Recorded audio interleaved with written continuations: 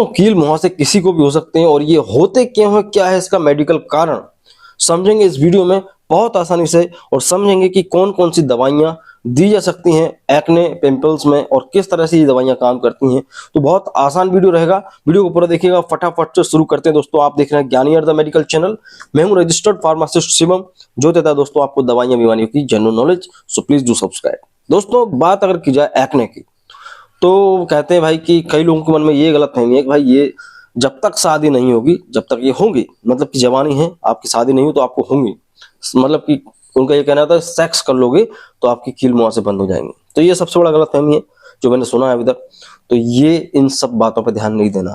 Actually होता क्या है दोस्तों, हमारे जो स्किन है इसके अंदर कुछ सेबेसियस ग्लैंड्स होती हैं। जाहिर सी बात है आपका पसीना भी कहीं ना कहीं से निकल रहा है, स्वेट ग्लैंड्स होती हैं, ऑयल भी निकल रहा, ऑयल ग्लैंड्स भी होती हैं। तो इसी तरह से दोस्तों सेबेसियस ग्लैंड्स होती हैं जिनमें से जो है सीबम निकलता है, सीबम प्रोडक्शन होता है, ठीक है ना। तो ये हमारे चेहरे में भी है, हमारी बॉडी में कहीं पे भी है, लेकिन इन्हीं सेबेसियस ग्लैंड्स के अंदर होता है दोस्तों एक एंजाइम जिसे बोलते हैं 5 अल्फा रिडक्टेज एंजाइम, ठीक है। अब ये एंजाइम दोस्तों क्या होता है कि टेस्टोस्टेरोन को डाईहाइड्रोटेस्टोस्टेरोन में बदल देता है। अब जब ये टेस्टोस्टेरोन आपके शरीर में डाईहाइड्रोटेस्टोस्टेरोन में बदलता है तो क्या होगा, आपके शरीर में सेबेसियस ग्लैंड्स में सीबम की जो रिएक्शंस है या बोल सकते हैं सेंसिटिविटी है वो बढ़ जाती है। और वैसे तो आप सुनेंगे कि भाई एक्ने पिंपल्स इसलिए होते हैं क्योंकि यहाँ पे बैक्टीरियल इन्फेक्शन हो जाता है, वो भी होता है, लेकिन ये जो मैं वीडियो बना रहा हूँ ये इसलिए बना रहा हूँ क्योंकि आपको ये सुन रखा है आपने कि भाई जवानी में होती हैं, 18 के बाद फुंसियां होना शुरू हो जाती हैं। कई लोगों के साथ, कई बच्चों के साथ ये स्थिति बन जाती है कि वो ठीक ही नहीं कर पाते हैं, दुनिया भर की क्रीम लगा देते हैं, मुंह को बांध कर घूमते हैं, बहुत ज्यादा शर्मिंदगी का सामना करना पड़ता है उनको। तो उनको समझना जरूरी है कि भाई 18 के बाद क्यों हो रही है, जवानी में फुंसियां क्यों हो रही हैं, चाहे वो लड़का हो या लड़की हो। तो ये कुछ हार्मोनल चेंजेस की वजह से हमारी जो सीबेसियस ग्लैंड्स हैं उनके अंदर सीबम प्रोडक्शन इतना बढ़ जाता है कि वहां पे इकट्ठा होने लगता है, ठीक है।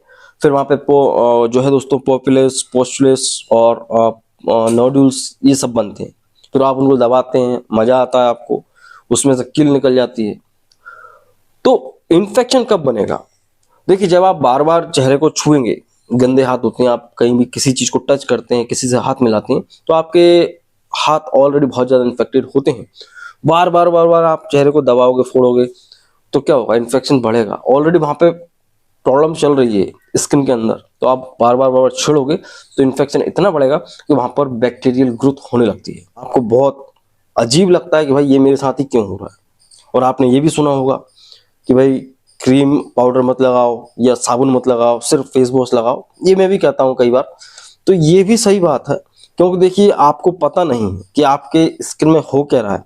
आप अपनी समझ से कुछ भी लगाते रहोगे, लेकिन स्किन उसके प्रति इतना ज्यादा रिएक्ट नहीं करेगी, स्किन के ऊपर उसका बुरा प्रभाव भी पड़ेगा। आपको पता नहीं है, नॉलेज नहीं है। सबसे मेन चीज होती है सही नॉलेज, कि भाई अगर आपको फुंसियां, कील मुहासे हो रहे हैं, 2 साल से आप ठीक नहीं कर पाए हो, तो आप ये कोई भी फला क्रीम लगा कर उसको एक दिन में कैसे ठीक कर लेंगे। तो यहाँ पे आपको समझना जरूरी है कि भाई ये आपके फोड़ने से या कुछ भी लगाने से ठीक नहीं होने वाली। ये आपके हार्मोन्स की इनबैलेंस की वजह से हो रहा, और आपकी जो गंदी आदत है कि बार बार उसको छूना, उस वजह से हो रहा। तो पहला ट्रीटमेंट तो यही है दोस्तों, अगर आपको पिंपल्स हो रहे हैं तो उनको आपको बार बार फोड़ने की कोशिश नहीं करनी है, ठीक है। और हो सकता है कोई सा पिंपल पक जाए और वो फूट जाए गलती से, तो उसका आप पस निकाल दीजिए। लेकिन कुछ ऐसे होते हैं बहुत बारीक, उनमें से कुछ भी नहीं निकल रहा, आप इतना तेज दबाते हैं कि उनमें से जो सीबम इकट्ठा हुआ था वो निकल जाता है, एक व्हाइट कलर की गठान सी निकल जाती है, छोटी सी, कॉमेडोन्स बोलते हैं उसे बेसिकली। तो ये चीज होती है। यहाँ पे ट्रीटमेंट्स की बात अगर की जाए तो देखो बहुत सारी क्रीम है, एडाप्लेन भी लगाया जा सकता है दोस्तों, और क्लिंडामाइसिन भी चलता है, ठीक। तो यहाँ पे रेटिनोइक एसिड बहुत ज्यादा कॉमन है दोस्तों, एक्ने पिंपल्स में काम भी अच्छा करता है। एडाप्लेन की बात करें दोस्तों 0.1% इस टाइम में आप कोई भी क्रीम अप्लाई कर सकते हैं एडाप्लेन वाला, तो वो आप यूज कर सकते हैं एडाप्लेन। आजकल तो क्लिंडामाइसिन और एडाप्लेन का कॉम्बिनेशन भी आने लगा है। यहाँ पे बैक्टीरियल ग्रोथ तो होती ही है, तभी वो एकदम से बढ़ने लगती हैं, पकने लगती हैं, ठीक है ना। तो इसलिए बैक्टीरियल इन्फेक्शन को ठीक करने के लिए क्लिंडामाइसिन बेस्ट होता है एक्ने पिंपल्स के लिए, तो वही लगाएं। इसके अलावा कोई क्रीम ना लगाएं। कई लोग ऐसे होते हैं जो कि ग्रामीण एरिया में रहते हैं, उनको मेडिकल की इतनी नॉलेज नहीं होती है, तो वो कोई भी क्रीम लगा लेते हैं, कोई भी क्रीम। उनको किसी ने बोल दिया क्लोट्रिमाजोल लगा लो तो वही लगा लेंगे, किसी ने बोल दिया भाई कि स्किन साइन लगा लो वही लगा देंगे, पेंड्रम लगा लो पेंड्रम लगा देंगे। तो ऐसी गलती ना करें। सिर्फ यहाँ पे आपको क्लिंडामाइसिन, एडाप्लेन या रेटिनोइक एसिड की क्रीम के अलावा तीसरा चौथा कोई नहीं लगाना, ठीक है। यहाँ पे डॉक्सीसाइक्लिन बहुत ज्यादा फेमस है, एक एंटीबायोटिक दोस्तों, डॉक्सीसाइक्लिन, जो कि स्किन इन्फेक्शन में बहुत अच्छे से काम करता है। तो चाहे तो डॉक्सीसाइक्लिन 100 मिलीग्राम सुबह शाम ले सकते हैं। अगर आपकी उम्र 20 साल 25 साल है, 20 साल से ऊपर है और 50 किलो से ऊपर ज्यादा वजन है, तो आप ले सकते हैं सुबह शाम।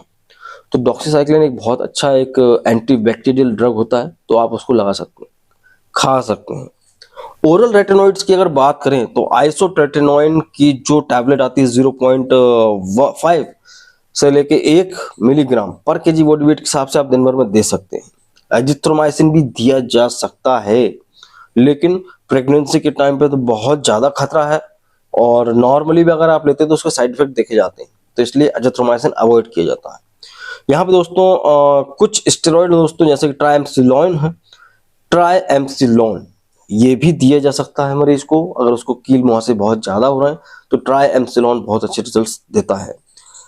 बेंजोल पेरोक्साइड बहुत बढ़िया चीज है दोस्तों, इसकी जेल भी आती है और साथ ही फेस वॉश भी आता है।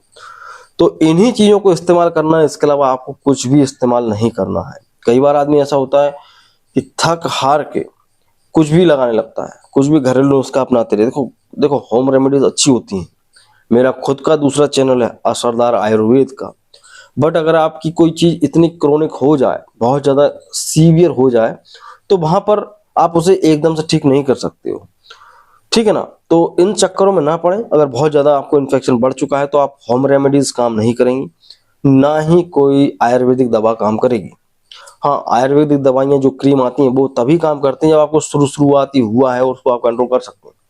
2-2 साल से आपको ये इन्फेक्शन बना हुआ है और आपकी फुंसियां ठीक नहीं हो रही हैं, तो आप इस तरह से अपना टाइम वेस्ट ना करें, ठीक है। आई होप आप समझ गए होंगे कि भाई कील मुहासे क्यों होते हैं और क्या करना है।